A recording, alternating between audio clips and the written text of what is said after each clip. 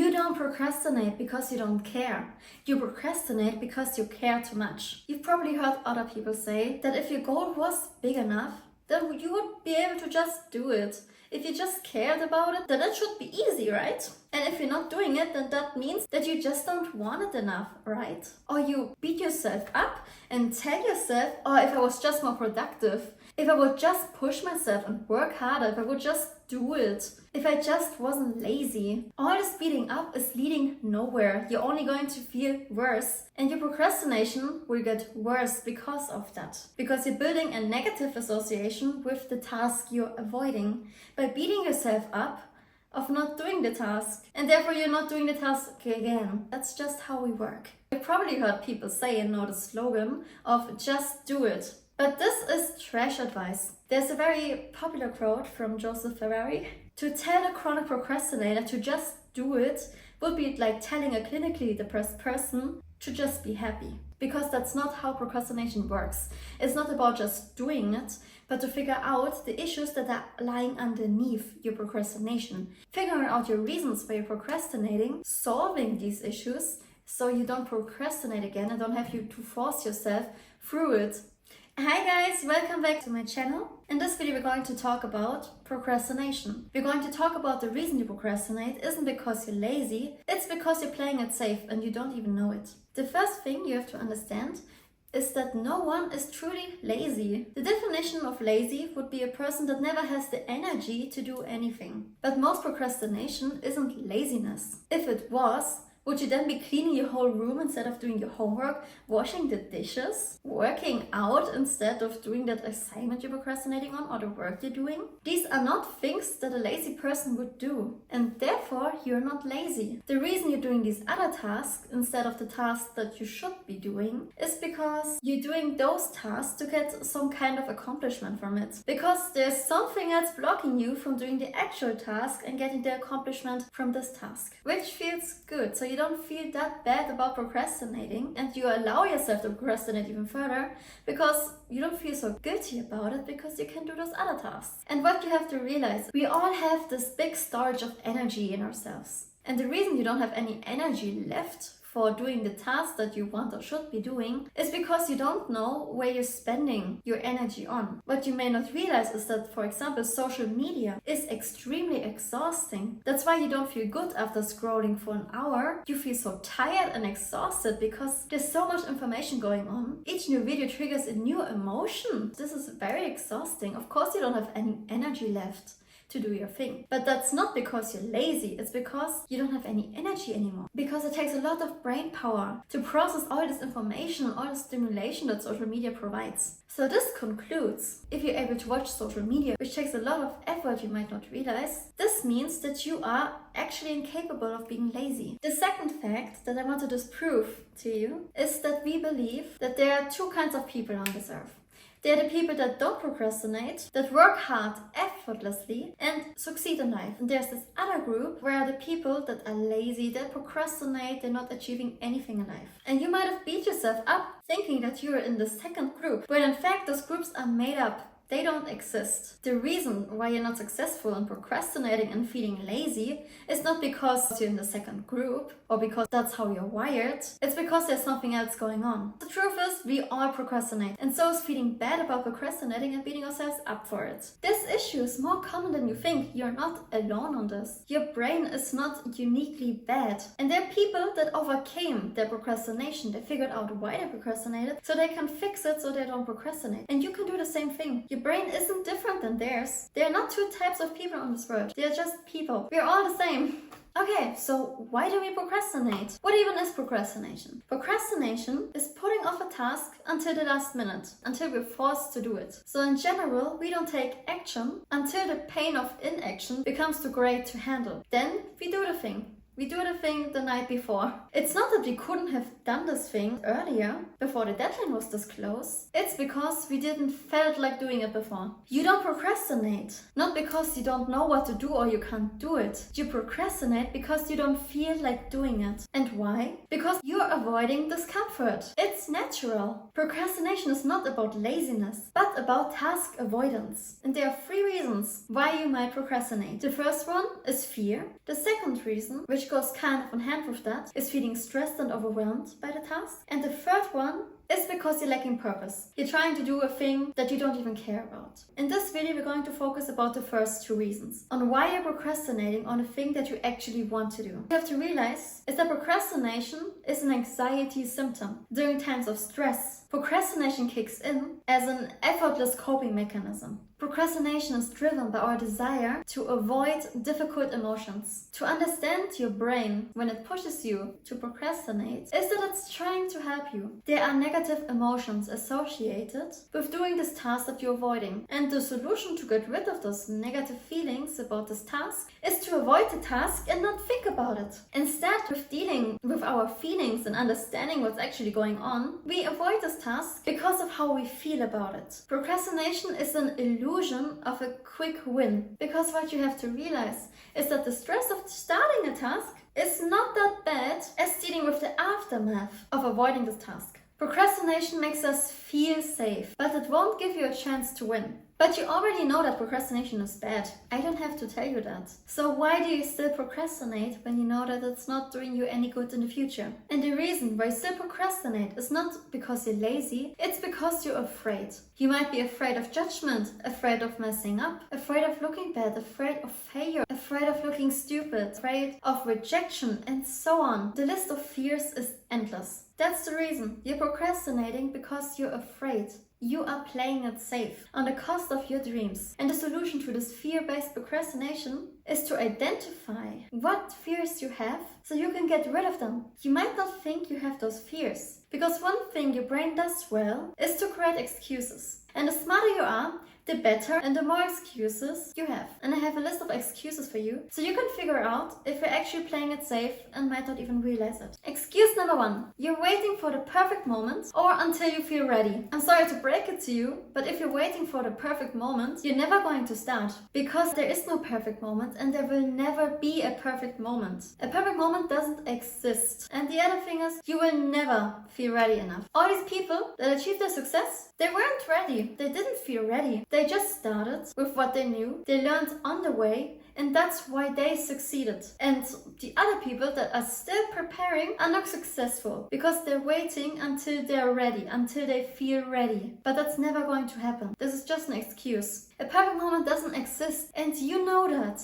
but you still use it as an excuse. A popular quote you might have heard is: the perfect moment to plant a tree was 20 years ago. The second best moment is now. Now is the perfect moment. The second excuse you might be using is, oh, I don't have the time. I'm just so busy. But when the deadline is getting close, you don't magically have the time to do it. The reason you don't have time is because you don't make the time. You have the wrong priorities in life. And you're also just taking away your own power when you say that you don't have time. You have time. You are just spending it on other things. The third excuse you might use is that I perform better under stress. A little stress is good. Perfect, actually. But anything beyond is too much. Because what's happening when you stress is that you can't function on your full potential. So then conveniently, when you wait until the deadline and you fail, then you can blame it on the lack of time, because you waited until you're stressed enough to do it. You're protecting yourself here. You're protecting your self-worth because you're not allowing yourself to give it your all. The fourth excuse that you might use is saying, oh, I don't have the skills. I'm not good enough yet. I don't have the right equipment. Oh, I'm just too old, or I'm too young. These are all rationalizations to avoid taking risks. You already know that you don't need to be perfect to start. So now your brain is trying to rationalize not starting. If you recognize yourself in any of these excuses, if you ever said them, or if that's something that you're thinking, then that means that you're playing it safe. We create these excuses to protect ourselves. They make inaction feel more tolerable, more acceptable, by focusing on external factors rather than confronting our own fears and anxieties. So now, before I get into the specific fears and their solutions, I need you to understand the importance of self-compassion, because beating yourself up and playing the blame game doesn't help anyone. It's only making your procrastination worse. So instead, treat yourself kindly when you realize that you've been procrastinating again, because self-forgiveness is a powerful remedy against procrastination because unforgiveness is what's keeping us stuck. They did a study on university students that procrastinated on the first assignment, and they split them in two groups. One group, they were asked to forgive themselves for procrastinating, and the other group was just left alone. And what they concluded out of the study was that the students who were able to forgive themselves that they procrastinated on the first assignment were less likely to procrastinate for the second time. But the other group that didn't forgive themselves, they started procrastinating again. So we already determined that you're procrastinating because there's some underlying fear or anxiety hidden underneath. Now it's important to figure out what it is exactly that you're trying to avoid. Because most often than not, we're not avoiding doing a task because of the task itself. And we're trying to force ourselves doing a task, and what we usually tend to do is focus all of our energy and effort on the task, on doing the task, and not giving any focus on the blocker that's causing us to procrastinate. And to figure out this blocker is by developing self-awareness. Instead of avoiding your emotions, try to understand them. And to do this is by facing the enemy, facing the fear, rather than being harsh on yourself. So ask yourself, why am I avoiding it? Why do I not want to do this task? And the key here is to pause and reflect on what emotions are getting in your way. How do you feel? Are you procrastinating because you're afraid of failing? Or you feel under pressure? What's holding you back? And to help you figure out this underlying blocker is to mentally step through every single step involved in the process of doing the task and see which steps triggers the most resistance. So now let's get into the fears. The first one is fear of judgment. You fear how other people perceive or evaluate you. You might worry about making mistakes in public or be hesitant to express your opinion. This fear often stems from a desire of social acceptance and the need to belong. Someone that has the fear of judgment might worry about being criticized, rejected, or misunderstood. When you have this fear, you ask yourself, what will my friends think? What will my family think? What will my colleagues think? What will strangers say? And because of this, you never start. And even worse, we are also sometimes scared of self-judgment, especially when you're in the self-improvement space, because there's a tendency to be very harsh on yourself in order to improve. And therefore, we might avoid a task completely because we know we are unlikely to get it perfect and will therefore judge ourselves as a failure, which is painful. And now to the solution of getting rid of this fear. You can do this by reframing the whole situation. Don't view the task as you needing to succeed in it, but more about learning. Focus on learning and getting better than being perfect. Because when you are learning, failing is a good thing. Failing helps you learn faster. And it wouldn't make any sense to judge you for failing when you are learning something. You wouldn't judge a child for failing on its face because it's trying to learn to walk. And when you embrace this learning mindset, so now judgment from others becomes feedback for you to improve. And now it's actually something that you're welcoming instead of being afraid of it. The second blocker, or your second fear, is fear of failure or perfectionism. When you have either of those and you find yourself procrastinating, you procrastinate in hope to protect yourself from the potential pain of failure, or of not meeting expectations, or of making the wrong choice. And this fear of not living up to your own or others' expectations can be paralyzing or lead to self-sabotage. You might keep yourself busy with other important tasks, or by spending an excessive amount of time on researching, thinking about it, and analyzing all of your options because you want to make the perfect right choice. But in the end, you end up doing nothing. And to help combat this fear is to understand, why do we even have this fear? Or why do we even have this issue of perfectionism? And what's happening in your subconscious mind is that you're inflating the consequences of failure, which makes the task seem larger and more daunting than it actually is. Or you might believe that if you don't do a task perfectly, then it's not worth doing it at all. Because an issue perfectionists have is seeing things in black and white terms, thinking that if something isn't perfect, it's a total failure. And this mindset leads to procrastination because you're waiting for the perfect moment to start. You're waiting until all the stars are aligned, or until you're completely ready to do it. Or you might think to yourself, as long as you don't start or make a decision, then there's a reality where your work is perfect and successful. But as soon as you start and make the first move,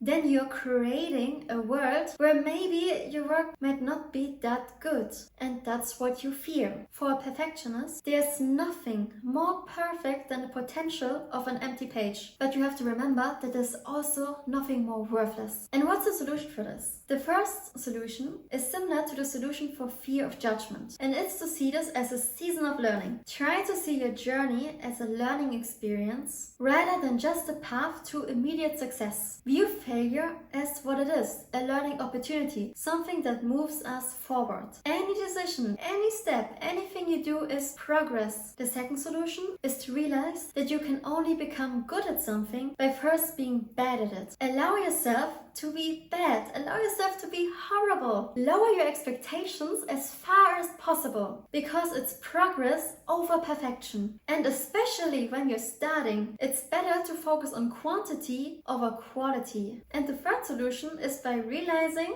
it's better to have something done imperfectly than not at all. Just make a decision, any decision right now, because any decision, every step is progress, even if it's the wrong step, even if it's the wrong decision. You won't make the right choice every time. You'll actually get it wrong a lot of the time. But that's how you learn and improve. So just make the first step right now. So if you get to this point, needing to do something that you don't feel ready about, just do the first thing. Take the first step. Make any decision. Send that email that might be worded badly. Write the first paragraph of your book badly. Film that first video of yourself badly. Because if you don't feel sure about something, just go and do it anyway. Don't go and try to research forever about it, because you can always come back to it later. Remember that your first attempt isn't set in stone. After a first draft, you can improve on it, make changes, or do it over again, because it's easier to come back and improve than to start completely from blank. Only by actually starting, you will get where you actually want to go. Your third fear might be fear of difficulty or feeling overwhelmed. We know that doing work takes effort. When we're procrastinating, we're usually not trying to avoid the physical or mental effort, but the emotional effort behind it. Procrastination is worse when you actually care about the thing you're procrastinating on, because the stakes feel higher, which leads to anxiety about the outcome. That means you're emotionally invested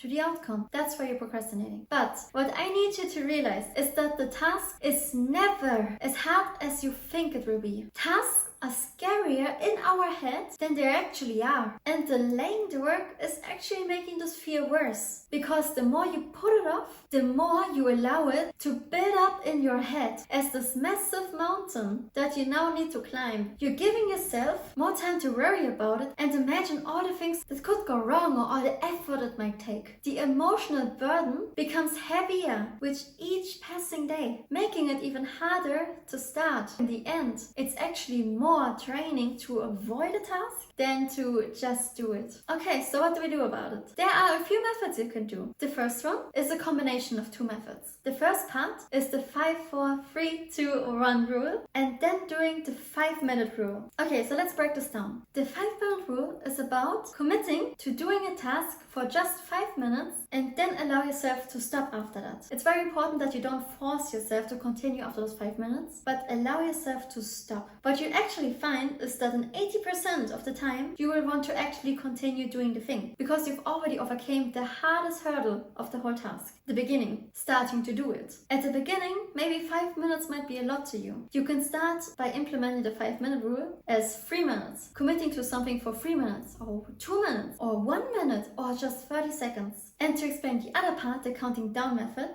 you count down from 5, and after 1, you start. This method doesn't allow you to overthink this task and think about how hard it is, or questioning if it's even important and creating excuses. Because what you have to realize, because if you're procrastinating on it, then that usually means that it's important. This method forces you to not sabotage yourself out of doing it. Because while beating procrastination, you have to realize that your brain is not your best friend here. Your brain is trying to help you save energy and avoid discomfort at the price of future discomfort, which is even worse. And the second method for when you're feeling overwhelmed is to start the thing in the smallest way possible. The next time you're faced with a task that you don't feel like doing it and you really don't want to do it, ask yourself, what's the next action? What's the next action I need to take to make progress? Don't break down the whole task. That's only going to overwhelm you. Tackle procrastination by considering the first step. The first step required to accomplish something. Ask yourself,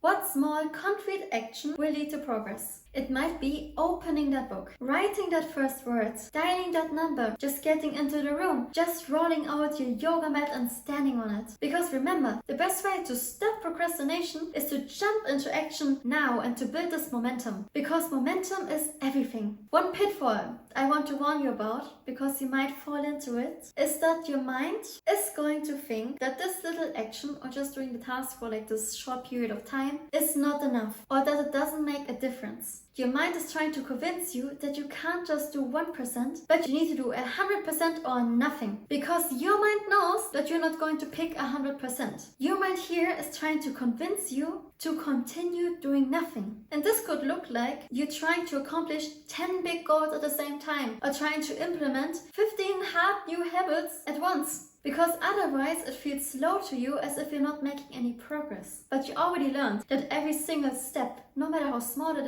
is progress. So watch out for this pitfall, because it's going to happen, if it didn't already. Because that's the thing that's kept you stuck until now. So be aware of it before it happens. The fourth fear is fear of inadequacy. Have you ever said or heard someone else say, oh, I give it a shot and see what happens. I try my best, but no promises. I do what I can, but don't expect too much. That just means that you're avoiding putting in all of your effort and time, either by delaying or avoiding tasks, or by not giving it your all. So you can attribute your failure to a lack of effort or time, rather than facing the possibility that you were not capable enough, or that you might not be as good as you think you are. This tactic allows you to maintain a sense of control over your self-worth, because it's easier to accept that you didn't succeed because you didn't try hard enough, which is a controllable and changeable factor, rather than to admit that you might not be good enough, which is a perceived fixed trait. And the result of that is, if you fail, you can blame the failure on procrastination rather than on your abilities. But if you succeed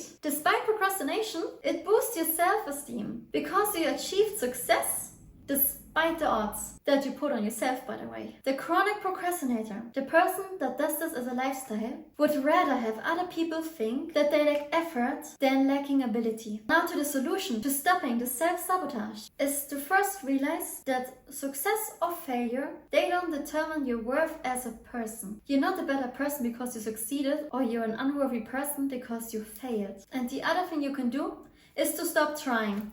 Because trying is the problem here. Don't try, but do. Commit to the action fully. The only two choices you have are either do or don't. There is no trying. Commit to either doing something or not doing it at all. But avoid staying in this limbo of trying. Because trying is not doing. It's only doing it halfway. Of course you're going to fail. And you know that.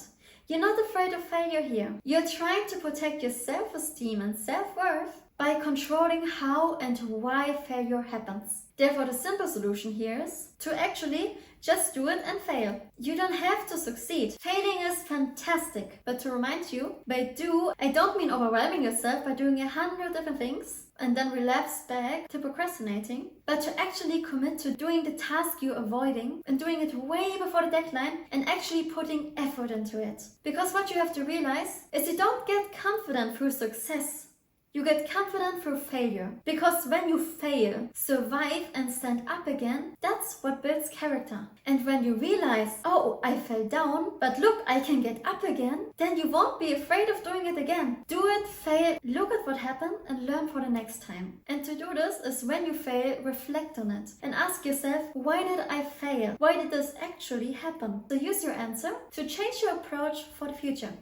Hi, I'm back. And now to the fifth fear, fear of insignificance. Another reason why you're still procrastinating is that you feel that whatever you want to do wouldn't matter anyway. You think to yourself that there are already so many authors, content creators, athletes, musicians, business owners, or filmmakers, etc. out there. But would you ever tell someone not to pursue their goals because there are already so many others out there? No. Why are you holding yourself back then? Give yourself the permission and allow yourself to pursue these goals. It doesn't matter how many others are out there. There's so much room at the top. And you are the only one that can express your unique perspective. So express yourself. Your voice is wanted. This is the first thing you need to realize to overcome this fear. The second one is to shift your mindset. Instead of comparing yourself with others, it's to focus what value you can bring and the positive impact you can make. And the third thing that I want you to realize, as long as there are people out there still having problems, still searching for new experiences, your unique gifts are wanted. And some advice I have for the ones that want to get into the self-development space is to realize that no matter how many books, videos, podcasts, articles, whatever are out there, maybe it's your piece of content that will finally help them. And you don't even need to have a unique and new, never done before way of presenting your content. A study shows that people need to hear something 7 times before it sinks in and they can take action on that. 7 times. And your content might have been the 7th one, the trigger for them, that would have changed their life.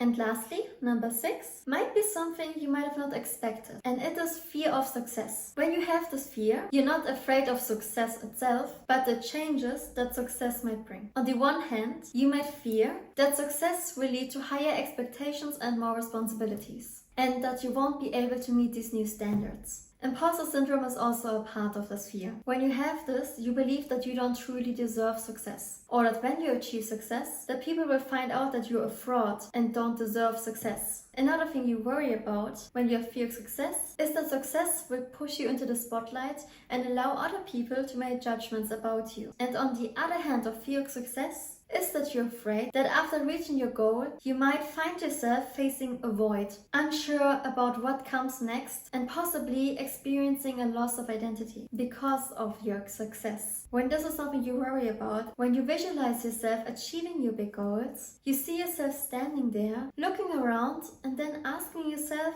okay, so now what? You fear that after achieving a significant goal, you might feel a sense of emptiness or lack of purpose, as if there's nothing meaningful left to pursue. And therefore you hold on to the pursuit of that goal because you're afraid of what will happen when the goal that once defined or motivated you is accomplished. All of these worries and fears is causing you to self-sabotage, aka procrastinate, to avoid success, even if you think that you actually want it. And now to the solution. The first and most obvious one is to not focus on what will happen after you reach your destination, but to focus on the progress and to enjoy every single step along the way. And the other solution is to realize that you're not a success yet. That's it. You have not yet gone through the trials and tribulations of what it takes to succeed. And therefore you haven't experienced the personal growth that comes with overcoming these challenges. So how can you, the version that hasn't even tried, possibly judge the person that you will become after reaching your goals? You have no idea what this version of you will be capable of or what they will know or be able to handle. You're looking at the finish line from the very limited perspective from the starting line. That's like trying to see the entire movie plot by just the opening scene. Between you now and the successful version of yourself in the future, there's a lot of growth and change. You don't know that person yet, so stop trying to predict what they will feel like. And now to the last part of this video. Now that you've figured out what underlying fear you have that causes procrastination, I want to remind you that fear is not the enemy here. Fear is actually a good thing because it guides us like a compass. Because when we get scared of doing something, it usually means that that's exactly